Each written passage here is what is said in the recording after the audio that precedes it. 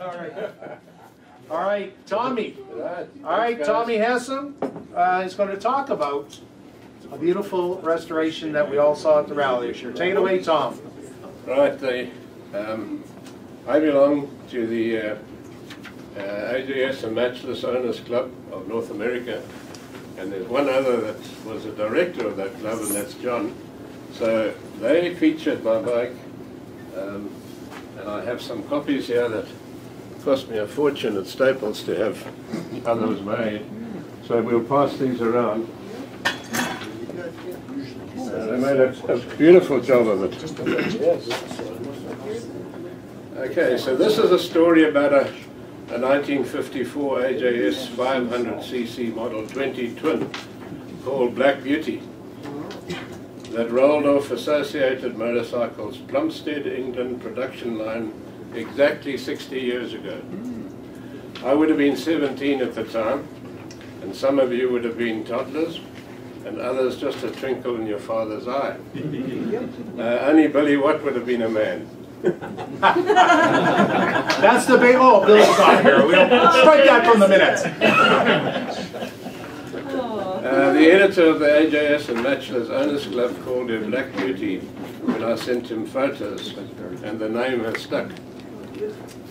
AMC were the makers of AJS and Matchless motorcycles, and the two marks were identical but for the names.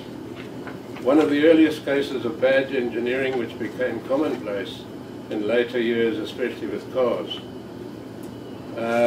They were a manufacturer famous for their very successful singles, and were the last British manufacturer to produce a vertical twin. They tried to rectify some of the perceived mistakes of the other factories. A three-main crankshaft to lessen vibration, and completely separate jugs and heads for better cooling, and were much shouted about features.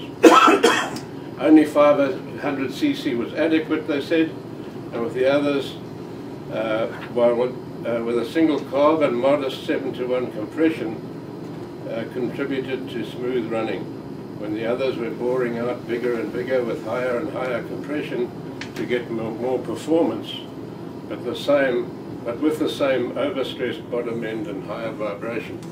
We all know how the Triumphs and BSAs vibrated, especially the later ones with, the BSA Lightning that I restored had 10:1 compression, and then you could get a 12:1 compression. So it worked until they started to do the same thing, ended up with 650cc as well. They did a 750. Yeah, they made a 750 too eventually, with virtually the same bottom end. And in my view, the sweet running early 500s were AMC's best twins. I got the very much basket case from John Thompson in October 2011, and the pieces filled the entire back of Chaz's little S10 Chevy pickup. Thank you, Chaz, for collecting it.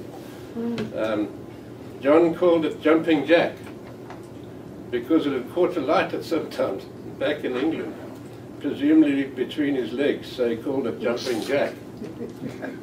That's another story that John should tell the club about someday. The tank had burned inside and buckled outwards underneath with the heat, and was probably at least half a gallon more than it should have been. And it was so badly rusted inside and out that I decided it was not restorable. I gave it back to John to remember the day when he was much younger, and no doubt more athletic John T. leapt off Jumping Jack. So he's got it probably on his wall in his shop.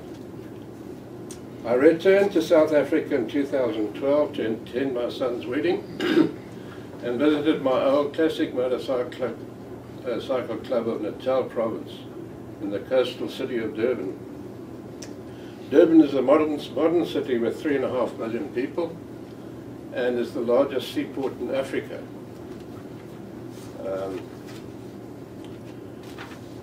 This just to give you some idea.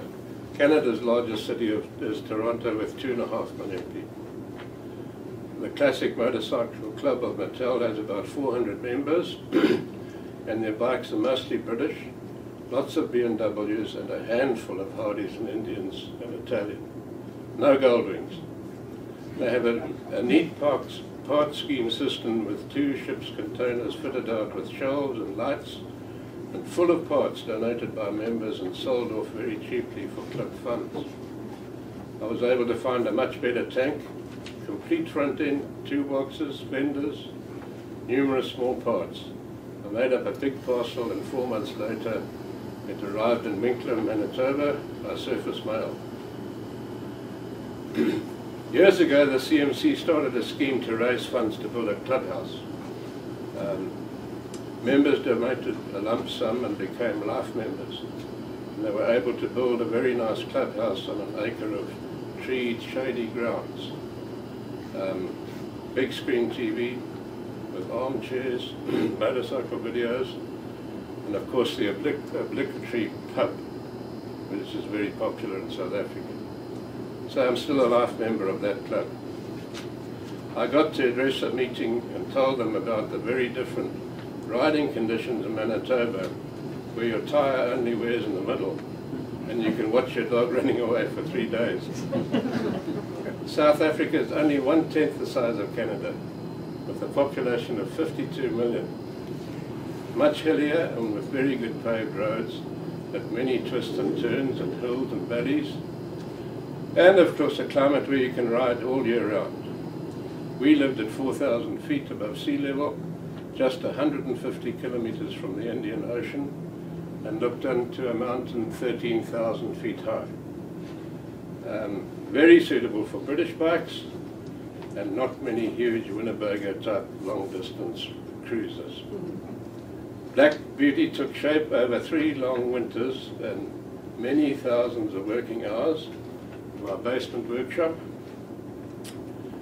The internet is a boon these days for sourcing hard to find parts, and they came from all over the world, including, of all places, Austria, England of course, and USA and Canada.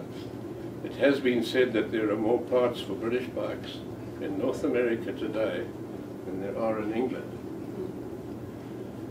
The day came to haul Black Beauty out of the basement, and with me operating a boat winch, 3 strong sons, an oldest grandchild, she saw the light of day and was nearly ready for a test ride around the block.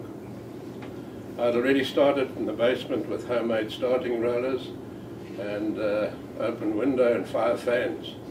The whole operation was recorded on camera by my wife Leslie and will be available once I get someone clever to transfer it onto a DVD for me. After many adjustments and stopping of inevitable oil leaks, she was ready for the 214 Bison rally, where most of you saw her in the parade and in the show and shine. Black Beauty is reborn. Very good. Very good. Very nice job.